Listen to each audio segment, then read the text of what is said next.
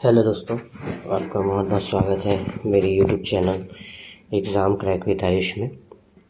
आज के वीडियो में हम पंडित सुंदरलाल शर्मा के में जो विगत वर्षों में प्रश्न पूछे गए हैं 2020 से लेकर 2025 तक के, यहाँ पे 25 है और 2026 के जो प्रश्न है वो एक्सपेक्टेड है। तो इन हिंदी प्रश्नों को हम हल करेंगे और देखेंगे कि किस तरह से पिछले 5 वर्षों में प्री बीएड हो या प्री डीएड हो तो उसमें किस प्रकार के प्रश्न पूछे, ताकि हमको एक आइडिया लग जाए कि किस प्रकार के प्रश्न पूछे जाते हैं। तो चलिए प्रश्न बनाना प्रारंभ करते हैं। और अगर आपको ये वीडियो अच्छा लगे तो आप इसको लाइक कर सकते हैं, शेयर कर सकते हैं अपने दोस्तों के साथ जो इस चीज़ की प्रिपरेशन कर रहे हैं। पहला प्रश्न पूछा था, अनायास में प्रयुक्त उपसर्ग क्या है। तो देखो, अनायास का जो पहले इसका हम लोग वो दो भागों में बांट देते हैं। ये दो भाग में पड़ता है अन, धन, आयास।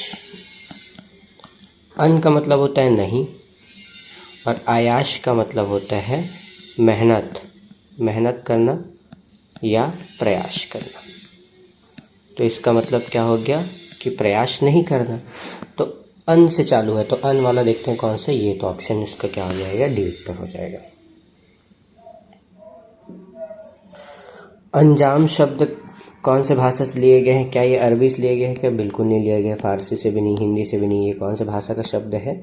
ये जो हमारा उर्दू भाषा का शब्द है अंजाम। फिर पर्यायवाची से रिलेटेड प्रश्न पूछा था कि अनाज का पर्यायवाची क्या है। तो अनाज का पर्यायवाची होता है शस्य। शस्य का मतलब होता है, शस्य को हम लोग और क्या बोलते हैं, ये फसल के लिए उपयोग किया जाता है। इसका इस शब्द का उपयोग फसल के लिए या अनाज के लिए इस शब्द का उपयोग किया जाता है। तो अनाज का जो पर्यायवाची वो क्या है, शस्य। संधि विच्छेद पूछा है, दुर्बलता में का संधि विच्छेद क्या होता है। तो दुर्बलता का संधि विच्छेद है दुह धन बल धन ता, दुर्बलता। और इसमें कौन सा संधि है इसको आप मेरे को कमेंट करके बताइएगा, इसमें कौन सा संधि है। प्रत्यय पूछा है, वैचारिक में प्रयुक्त प्रत्यय क्या है। तो वैचारिक किस प्रकार से बटेगा, किस प्रकार से बना होगा। ये बना होगा विचार धन इक से मिलकर बना होगा। तो विचार धन इक से मिलकर बना होगा। इक कहाँ पे है, ये है। इसमें ध्यान दीजिएगा कि यहाँ पे छोटी ई की मात्रा है, इसीलिए ये वाला इक है, इसको मत लगा दीजिएगा। तो विचार धन इक। उपनयन में कौन सा समास है पूछा गया है। पहले समास विग्रह करिए। उपनयन का मतलब क्या होता है। उपनयन का समास विग्रह होता है नयन के समीप। और हम लोगों ने पढ़ा है कि जहाँ पर जो पहला पद है वो प्रधान हो, अगर मैं उप को हटा दूँ तो नयन का मतलब होता है आँख। तो उप से इसका जो अर्थ है, इस पूरे शब्द का अर्थ जो है उप के चक्कर के कारण बदल रहा है। तो इसका प्रथम पद क्या हो गया, प्रधान हो गया। तो जिसका प्रथम पद प्रधान हो उसको हम लोग कौन सा भाव समास बोलते हैं, अवयवी भाव समास बोलते हैं। बहुब्रीहि तो हो नहीं सकता क्योंकि इसमें किसी तीसरे आदमी की बात करते हैं। द्वंद्व में जब दो सेम बातें हो, जैसे कि राम और श्याम हो गया, दिन और रात हो गया, इस तरह से कर्मधाराएं में हम किसी की विशेषता बताते, विशेषण की बात करते, तो ऐसा कुछ तो यहाँ पे है। तो इसका उत्तर क्या हो जाएगा, अवयवी भाव समास। जिसका मन शांत हो, जिसका मन शांत हो उसे हम लोग कहते हैं शांत। जिसका मन शांत हो उसको हम शांत क्यों बोलेंगे। सुशांत इसको भी नहीं बोलते, निशांत इसको भी नहीं बोलते, इसको क्या बोलते हैं, शांत चित्त कहा जाता है।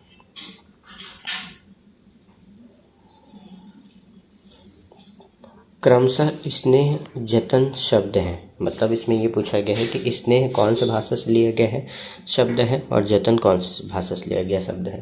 तो स्नेह हमको समझ में आता है कि स्नेह कौन से भाषा का शब्द है, ये तत्सम है। तत्सम है मतलब ये एक संस्कृत भाषा का शब्द है, एक संस्कृत भाषा का शब्द है। तो पहला तत्सम हो गया, तो पहला तत्सम इसमें है।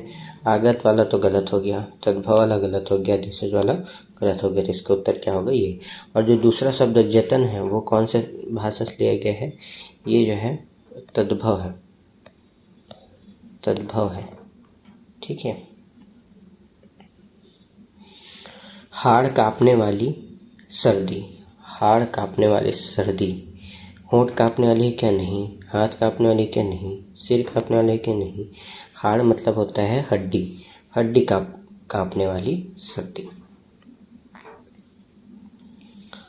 सृजनात्मक, सृजनात्मक मतलब क्या होता है? सृजनात्मक मतलब कि हम किसी की क्या बता रहे हैं? विशेषता बता रहे हैं, एक विशेषता बता रहे हैं। जैसे हम लोग कोई बोल देते हैं कि यह बालक बहुत सृजनात्मक है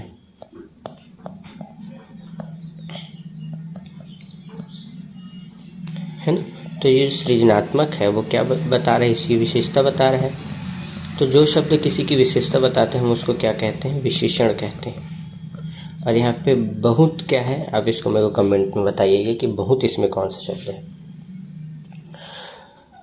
तो इसका उत्तर क्या हो जाएगा? क्रिया तो ये है नहीं, संज्ञा किसी का नाम वगैरह तो है नहीं, सृजनात्मकता तो ये क्या हो जाएगा? विशेषण। यहाँ पे क्रिया विशेषण की किसी प्रकार की भी बात नहीं है। जो क्रिया की विशेषता बताए उसको हम लोग बोलते हैं। तो यहाँ पे क्रिया की विशेषता नहीं बता रहे हैं, किसी संज्ञा की विशेषता बता रहा है। तो कोई अगर किसी संज्ञा की विशेषता बताता है तो हम उसको क्या बोलते हैं? विशेषण। निम्नलिखित में से कौन अव्यय है? तो अव्यय का मतलब क्या होता है? ऐसा शब्द जो लिंग चेंज होने पर, वचन चेंज होने पर अपना रूप नहीं बदलता। लिंग चेंज कर दो, वचन चेंज कर दो, लेकिन वो अपनी रूप को नहीं बदलता। जैसे कि देखो, मानव है तो हम इसको मानवता लिख सकते हैं, मानवता कर सकते हैं। समाज को हम सामाजिक कर सकते हैं, है ना। लेकिन प्रति एक ऐसा शब्द है जिसको हम लोग लिंग वचन के रूप में बिल्कुल भी किसी भी प्रकार से उसको बदल नहीं सकते। तो इसका उत्तर क्या हो जाएगा? अव्यय के रूप में प्रति। उपादेय का तात्पर्य क्या है? उपादेय का मतलब होता है ऐसा विचार जो ग्रहण करने योग्य हो, जिसको अपनाने योग्य हो। तो ग्रहण करने योग्य हो तो कहाँ पे है? ये है ये। उपकार तो होता नहीं, उद्देश्य तो कुछ है नहीं। तो इसका उत्तर क्या हो जाएगा? ग्रहण करने योग्य। आगत शब्द पूछा है, आगत शब्द कौन है? तो आगत शब्द कौन है इसमें से? कुर्सी। हंस का पर्यायवाची पूछा है, तो हंस का पर्यायवाची क्या होता है? मराल। उत्तम पुरुष का उदाहरण क्या? देखो, 3 प्रकार का पुरुष होता है, हम जानते हैं। एक होता है उत्तम पुरुष, दूसरा होता है मध्य पुरुष, तीसरा होता है अन्य पुरुष। जिसमें हम अपनी बात करते हैं, जैसे मैं अपनी बात करूंगा, हम अपनी बात करेंगे, तो ये किस में आता है? उत्तम पुरुष। मध्य पुरुष में क्या होता है? जब हम किसी सामने वाले की बात करते हैं, जैसे तुम्हारा बात करेंगे, तुम, तुम्हारा, इस तरह से बात करते हैं तो हम मध्य पुरुष की बात करते हैं। अन्य पुरुष में हम किसकी बात करते हैं? किसी तीसरे पर्सन की बात करते हैं, जैसे कि यह लड़का, वह लड़का, इस प्रकार से जो बात करते हैं वो अन्य पुरुष में आते हैं। तो पूछा है उत्तम पुरुष क्या है? तो उत्तम पुरुष ढूंढना है, मतलब हमको मैं कहीं पे लिखा होगा, हम कहीं पे लिखा होगा, तो देखते हैं यहाँ पे तुम लिखा है। तुम लिखा है मतलब ये क्या हो गया? ये तो मध्य पुरुष हो गया भाई। आप लिखा है, ये भी सामने वाले का बात कर रहे हैं, तो ये भी मध्य पुरुष हो गया। हम लिखा है तो ये हम क्या चीज हो गया? जो है उत्तम पुरुष। और यहाँ पे वे लिखा है मतलब ये कौन सा पुरुष हो गया? ये हो गया हमारा अन्य पुरुष।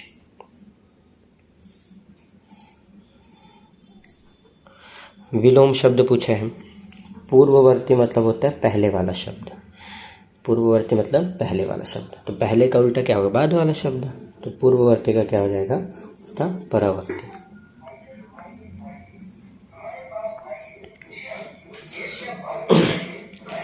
इस परीक्षार्थी ने नकल की है। इस वाक्य में कौन सा विशेषण है? हमको विशेषता ढूंढना है कि इसमें कौन सा विशेषण है।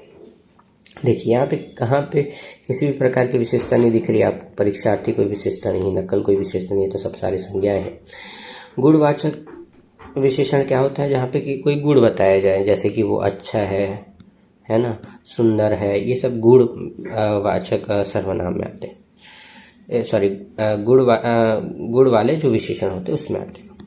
परिमाण बोधक में क्या होता है? जिसमें नाप तोल वाली बात होता है।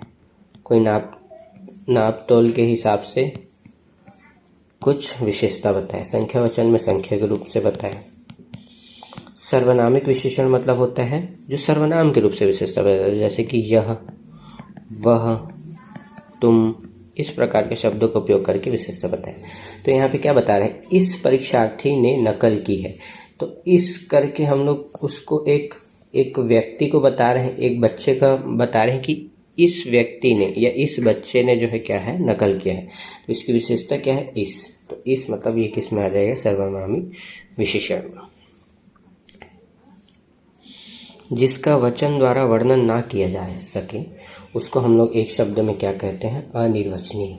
जिसके बारे में किसी भी प्रकार के शब्द से वर्णन ना किया जा सके। पुनर्विवाह का संधि विच्छेद क्या होगा, पुनर्धन विवाह होगा क्या, बिल्कुल नहीं होगा। पुनः धन विवाह होगा, बिल्कुल सही होगा। देखिए, जब भी आप संधि विच्छेद करें तो संधि विच्छेद करने पर दोनों ही चीज़ों का मतलब होना, जैसे पुनर का कोई मतलब नहीं होता, पुनर गलत लिखा है वैसे यहाँ पे, विवाह का मतलब होता है। पुन कोई शब्द नहीं होता, विवाह शब्द होता है। पुनर्वी कोई शब्द नहीं होता, वाह कोई शब्द नहीं होता। तो इसमें दोनों का मतलब पता चल रहा है, पुनः मतलब दोबारा और विवाह मतलब शादी। तो दोनों का मतलब पता चल रहा है, तो ये संधि विच्छेद सही है। तो इसका उत्तर क्या हो जाएगा, बी।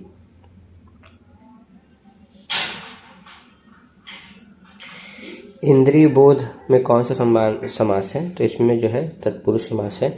इसका मतलब होता है इंद्रियों का बोध, इंद्रियों का बोध, इसका समास विग्रह होता है इंद्रियों का बोध। तो जहाँ पर का हो, की हो, या फिर दो शब्द जहाँ पे जुड़ रहे हो, तो वो उसमें कौन सा समास होता है, तत्पुरुष समास होता है। और ये कौन सा तत्पुरुष समास है, तो ये संबंध तत्पुरुष समास है। कौन सा तत्पुरुष समास है, ये संबंध तत्पुरुष समास है। यहाँ पे कोई प्रथम पद तो वो नहीं है, यहाँ पे दोनों पद प्रधान, ये भी नहीं है। कर्मधारय में कोई विशेषता भी यहाँ पे नहीं बता रहा है। तो इसका उत्तर क्या हो जाएगा, तत्पुरुष। संयुक्त व्यंजन ढूंढने को कहा है, तो इसका संयुक्त व्यंजन क्या होता है। ड ढ तो एक द्विगुण व्यंजन है। श श सह ये क्या है, ऊष्म व्यंजन है। और ये क्या है, अंतस्थ व्यंजन है। अंतस्थ व्यंजन है ना। तो इसका जो उत्तर क्या हो जाएगा, संयुक्त व्यंजन। योजक चिन्ह बताइए। योजक चिन्ह मतलब जो दो शब्दों को जोड़ता हो। तो इसमें तो दे ही दिया है, ये है इसका उत्तर, योजक चिन्ह।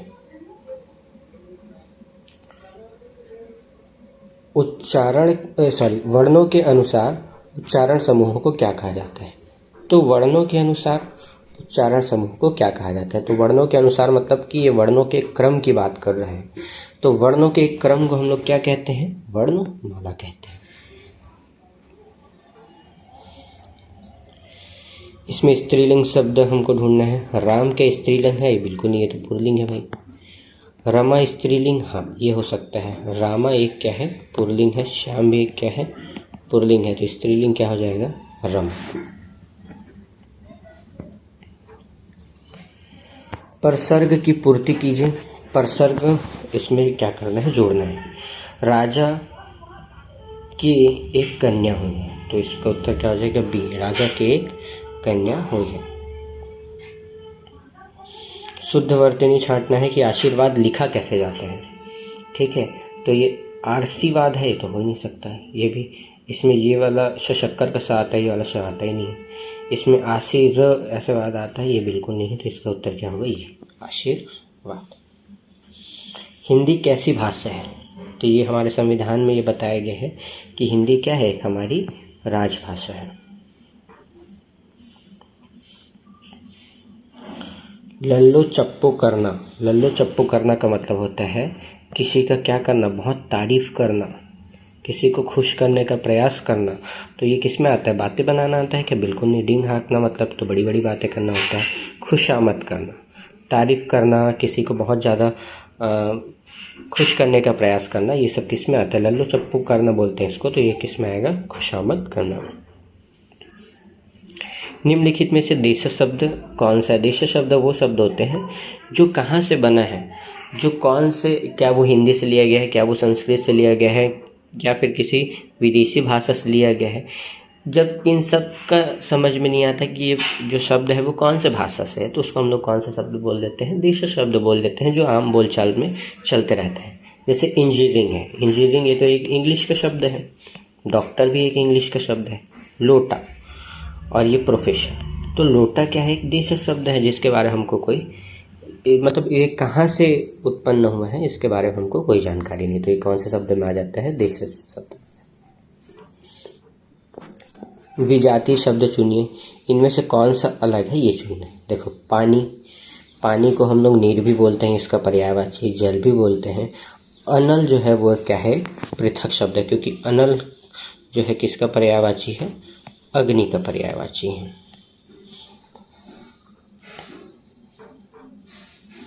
अंत्योदय, अंत्योदय का हमको क्या करना है, संतरिक्षित करना है, ठीक है। तो अंत्य धन दय, दय का मतलब तो होता नहीं। अंति धन उदय, ये भी कुछ नहीं होता, इसमें आधा ता था तो ये पूरा ता कहाँ से आ गया। अंत्यो, ये भी गलत है, तो ये क्या आ जाएगा, अंत्य धन, अंत्य धन उदय। इसका दोनों का मतलब चल रहा है कि जो उदय है उसका अंत हो रहा है, तो अंत्य धन उदय। निर्विवाद में कौन सा समास है, निर्विवाद मतलब होता है बिना विवाद के, बिना विवाद के, ठीक है। अगर मैं इस बिना को हटा दूं मतलब क्या हो जाएगा, विवाद के, इसका मतलब पूरा अर्थ चेंज हो गया इस बिना के चक्कर में या फिर नीर के चक्कर में। इसका मतलब ये है कि इसका जो पहला पद को अगर मैं हटा दूं तो इस शब्द का अर्थ जो है पूरा तरह से क्या हो जाता है, बदल जाता है। तो जिसके शब्द को हटाने से या फिर जिसके पहला जो पद है वो प्रधान रहे, उसको हम लोग कौन सा भाव समास बोलते हैं, अव्ययी भाव समास बोलते हैं। के लिए में कौन सा कारक है, तो के लिए में कौन सा कारक है, संप्रदान कारक है। इसके लिए जो है एक प्रकार का हम लोग याद करने के लिए कोशिश करते हैं, जैसे कर्ता ने कर्म को करण से, संप्रदान को या के लिए, तो इस तरह से इसमें कौन सा कारक है, संप्रदान कारक है। इसमें हम लोग को शुद्ध वाक्य को चुनना है। उज्ज्वल भविष्य तो बिल्कुल सही है। नया संस्करण, जब कोई चीज़ नया आता है तो उसको नया संस्करण बोलते हैं, ठीक है। उच्च कोटि का काव्य, ये भी सही है। पूजनीय माता पिता गलत है, इसमें आता है पूजनीय नहीं आता, इसमें आता है आदरणीय माता पिता।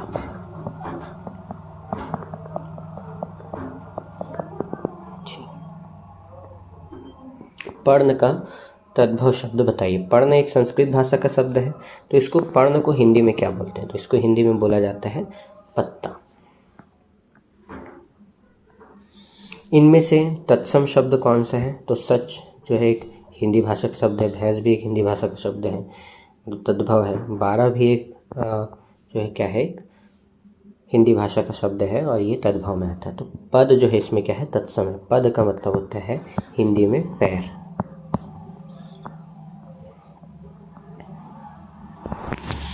जिसके पास घर ना हो उसके लिए एक शब्द क्या है, अकिंचन। जिसके पास घर ना हो उसको हम लोग एक शब्द हम क्या बोलेंगे, अकिंचन।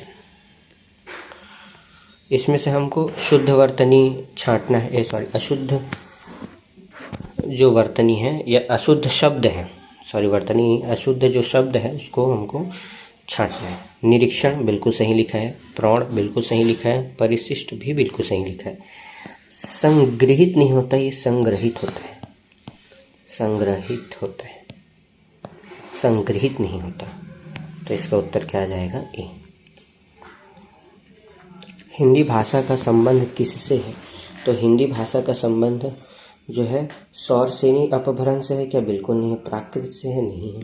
पश्चिमी नहीं है। तो इसका हिंदी भाषा का संबंध किससे है, अपभ्रंश से है।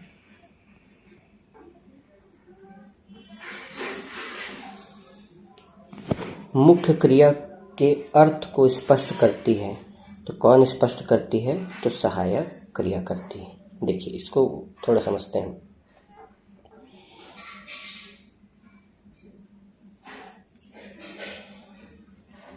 कौन करता है, सहायक क्रिया करता है, ठीक है। आगे बढ़ते हैं।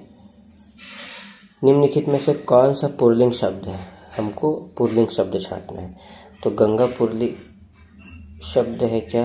नहीं है भाई, ये तो स्त्रीलिंग में आता है। गंगा मैया बोलते हैं हम लोग।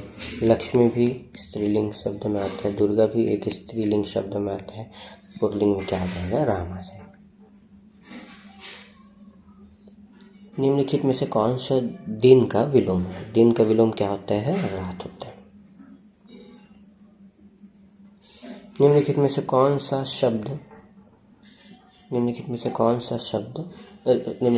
सा गाय का पर्यायवाची? तो गाय को हम लोग बैल बोलते हैं क्या? नहीं बोलते।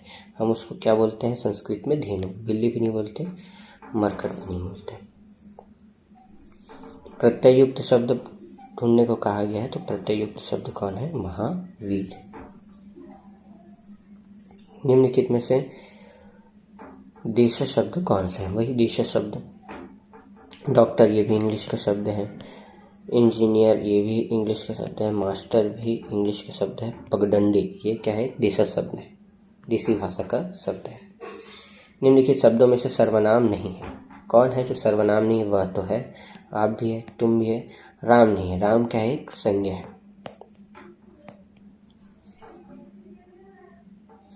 निम्नलिखित शब्दों में से तत्सम शब्द है। तत्सम शब्द मतलब जहाँ पे दिखता है, इसका मतलब हमको समझना है कि संस्कृत भाषा में जो शब्द उपयोग होते हैं वो कहाँ है। कौवा तो ये हिंदी भाषा का शब्द है। कार भी हिंदी भाषा का शब्द है। गाय भी है। तो संस्कृत का कौन सा शब्द है? गौ या गाय। निम्नलिखित शब्दों में से विदेशी शब्द कौन सा है? बालक तो हिंदी भाषा का शब्द है। कामधेनु भी हिंदी भाषा का शब्द है। गंगा भी हिंदी भाषा का शब्द है। किताब जो है क्या है? विदेशी शब्द है। भाषा की सबसे छोटी इकाई किसे कहा जाता है भाई? ऐसा इकाई जो भाषा का सबसे छोटा है और जिसको हम लोग और भागों में नहीं तोड़ सकते, तो उसको हम लोग क्या बोलते हैं? वर्ण बोलते हैं। निम्नलिखित में से कौन सा शब्द शुद्ध शब्द है? स्कूल बोलते हैं क्या? नहीं बोलते हैं। ओ की छोटी मात्रा होता है क्या? नहीं होता। ये क्या होता है? सी स्कूल। स्कूल भी नहीं होता। तो ये हम लोगों ने कुल मिला के 50 प्रश्न किए हैं। 30 इसमें का। इससे पहले स्लाइड में 20 क्वेश्चन थे। कुल मिला के हम लोगों ने 50 प्रश्न पिछले 5 साल का हम लोगों ने किया है। इससे आपको आइडिया लग जाएगा कि इसका पैटर्न कैसा है। इसी तरह से इसी सीरीज में अब आगे वाले वीडियो हम लोग रीजनिंग से के प्रश्न इसमें सॉल्व करेंगे जो पिछले 5 साल में आए हुए हैं। तो इस तरह से हम लोग सीरीज इस चीज पंडित सुंदरलाल शर्मा के लिए लेके आएंगे। तो अगर आपको ये वीडियो अच्छा लगा होगा तो आप इसको लाइक करिए, सब्सक्राइब करिए और अपने दोस्तों के साथ शेयर करिए जो इस प्री बीएड या प्री डीएलएड के लिए तैयारी कर रहे हैं। उसके लिए बहुत बेनिफिशियल ये होगा। बहुत बहुत धन्यवाद।